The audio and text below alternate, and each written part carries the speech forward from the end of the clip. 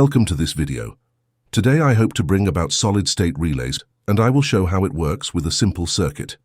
Please wait until the end of this video. Okay, let's go to video. A solid-state relay, SSR, is an electronic switching device that switches on or off when an external voltage, AC or DC, is applied across its control terminals. They serve the same function as an electromechanical relay, but solid-state electronics contain no moving parts and have a longer operational lifetime.